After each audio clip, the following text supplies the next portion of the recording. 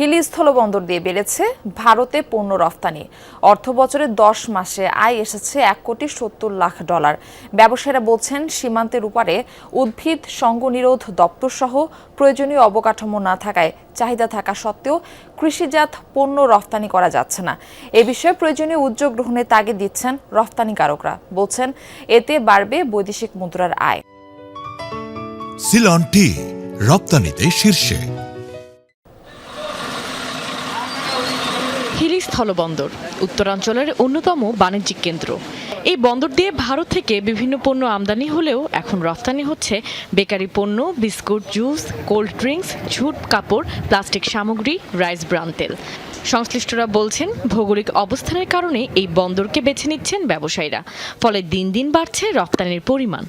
পান কোম্পানি আছে, আকিস কোম্পানি আছে, অন্যান্য বহুত কোম্পানি আছে, সব এক্সপোর্ট হয়। বাংলাদেশ থেকে বিভিন্ন ধরনের পণ্য বা ভারতে রপ্তানি হচ্ছে এবং এই পোর্ট দিয়েই যাচ্ছে ইদানিং একটু বেশি। অতীতে নেয় আমাদের বর্তমানে এক্সপোর্টের পরিমাণটা অনেক বেড়ে গেছে।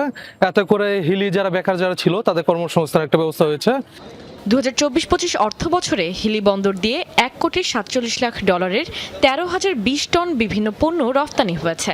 আর চলতি অর্থ বছরের প্রথম 10 মাসেই রপ্তানি হয়েছে $1,70,00,000 19,526 মেট্রিক টন পণ্য। রপ্তানির পরিমাণ তো অবশ্যই বেড়েছে, কারণ গত অর্থ বছরের তুলনায় এই অর্থ বছরে এখন পর্যন্ত প্রায় $23,00,000 পণ্য অলরেডি বেশি রপ্তানি হয়েছে। প্লাস্টিক হাউসহোল্ড আইটেম যেগুলো আছে, ফ্যাটি অ্যাসিড আছে, এই ধরনের বিভিন্ন রকম পণ্য রপ্তানি হচ্ছে।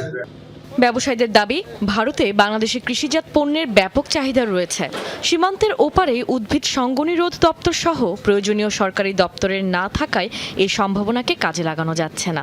ইন্ডিয়াতে কিছু রপ্তানি নীতি আদেশের সমস্যায় আমরা সম্মুখীন হচ্ছি। তাদের ইনফ্রাস্ট্রাকচারটা সেইভাবে ডেভেলপমেন্ট হয়নি।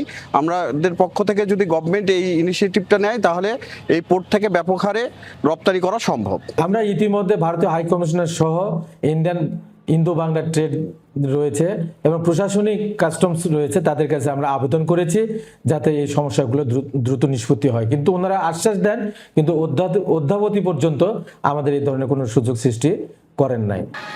উভয় দেশের সরকারের যৌথ উদ্যোগে সীমান্তের ওপারে উদ্ভিদ সঙ্গ নিরোধ দপ্তর সহ শুল্ক অফিসগুলোর আধুনিকায়ন করা গেলে হিলি স্থলবন্দর হয়ে উঠতে পারে কৃষিজাত পণ্য রফতানির অন্যতম কেন্দ্র। কাশফিয়া রুহি, যমুনা নিউজ।